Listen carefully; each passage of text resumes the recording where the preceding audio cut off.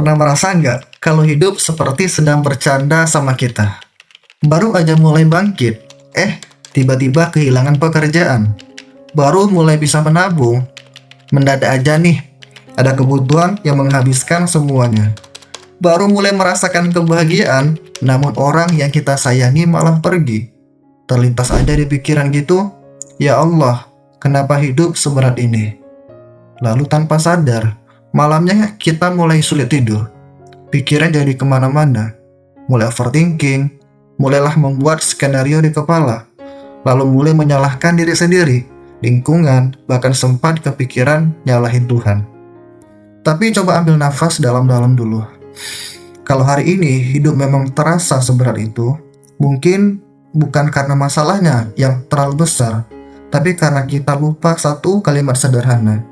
Tenang, ini cuma dunia. Tempat yang memang didesain buat bikin kita lelah, tapi bukan tempat untuk menyerah. Yuk, kita obrolin di video ini.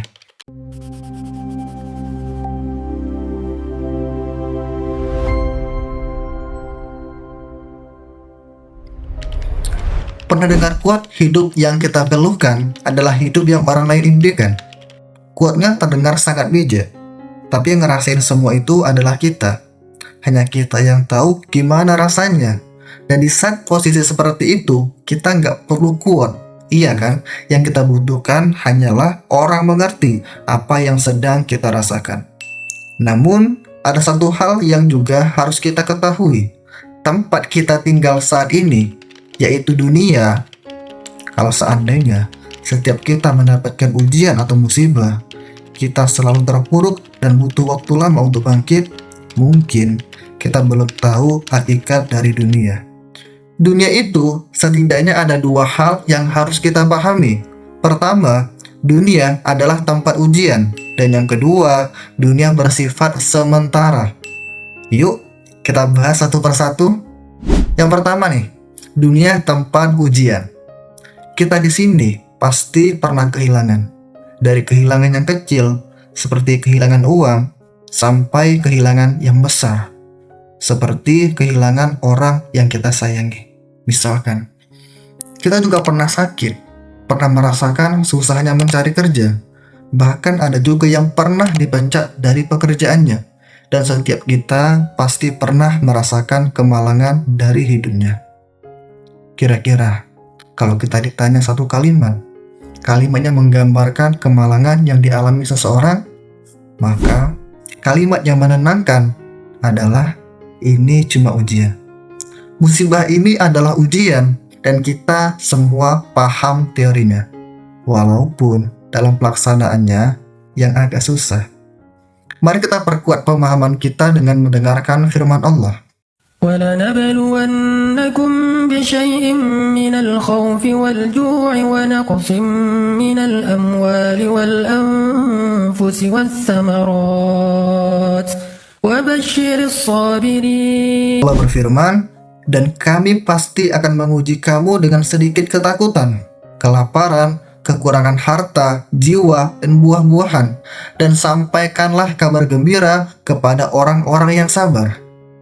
Ayat ini menjelaskan bahwa ujian adalah kepastian dalam hidup. Namun, ujian tersebut bersifat terukur dan tidak melebihi batas kemampuan hambanya. Ayat ini menjelaskan bentuk-bentuk ujian seperti ketakutan, kelaparan, kekurangan harta, kehilangan jiwa. Tapi, kabar gembira dijanjikan bagi mereka yang bersabar, seperti ampunan, rahmat, dan surga dari Allah Subhanahu wa Ta'ala. Sebagai bentuk kepasrahan kita, orang yang sabar selalu mengiringi musibah dengan kalimat istirja. Inna lillahi wa inna ilaihi raji'un. Artinya, Allah sejak awal memang tidak pernah menjanjikan hidup yang mudah. Segala kemudahan dan kenikmatan nanti akan kita rasakan bukan di dunia. Yang Allah janjikan kepada kita di dunia adalah dunia ini adalah tempat ujian. Karena dunia adalah ujian, maka sangat wajar ada hal-hal yang sulit. Kalau tidak ada soal yang sulit, namanya bukan ujian. Yang kedua, dunia hanya sementara. Bayangkan kamu sedang bermain game. Di dalam game, kamu kehilangan senjata. Apakah setelah game selesai, senjata itu masih penting? Jawabannya tidak, karena game memang akan selesai. Begitu juga dengan dunia. Masalahnya bukan karena dunia penting, masalahnya kita lupa bahwa dunia pasti selesai. Tidak sedikit dari kita atau mungkin kita sendiri yang menganggap semua hal di dunia ini adalah penting. Mulai dari rumah, mobil, jabatan, anak, pasangan, kesehatan, pekerjaan, semuanya terlihat penting. Tapi bukan itu tujuan kita hidup di dunia. Apalagi semuanya itu hanyalah titipan. Dan kelak ketika kita meninggal, nggak ada tuh yang bisa kita bawa menemani kita di alam kubur. Rasulullah suri tauladan kita menggambarkan dengan sangat jelas bagaimana seharusnya kita memandang dunia ini. Rasulullah Shallallahu Alaihi Wasallam pernah tidur di atas tikar hingga membekas di tubuhnya. Para sahabat menangis melihat keadaan beliau. Namun beliau berkata, yang maknanya, apa urusanku dengan dunia? Aku seperti musafir yang berteduh di bawah pohon lalu pergi meninggalkannya. Bayangkan lagi, kita menginap di hotel. Apakah kita akan marah kalau wallpaper hotel tidak sesuai selera kita? Apakah kita akan mengecat ulang dindingnya? Tentu tidak, karena kita sadar besok kita akan check out. Begitulah dunia. Masalahnya, kita hidup seperti mau menetap selamanya, padahal Allah hanya menyuruh kita singgah sementara. Pertanyaan lainnya adalah, kalau dunia ini memang sementara, kenapa sih kita sampai rela mengorbankan akhirat demi dunia? Kenapa kita rela meninggalkan sholat demi pekerjaan? Kenapa kita rela meninggalkan Al-Quran demi media sosial? Tadi kita sudah ngobrol nih, kalau dunia itu tempat ujian, cuma sementara, dan semua yang kita punya hanyalah titipan. Namun masalahnya, tidak mudah mengaplikasikan pemahaman dengan tindakan. Mari kita dengarkan satu ayat lagi, agar kita semakin paham. أحسب الناس أن يتركوا أن يقولوا آمنا وهم لا يفتنون. Allah berfirman, apakah manusia mengira mereka akan dibiarkan mengatakan, kami telah beriman, sedangkan mereka belum diuji? Ternyata, kalau kita sudah mengatakan beriman, kita pasti akan diuji. Semuanya yang ada di dunia adalah ujian.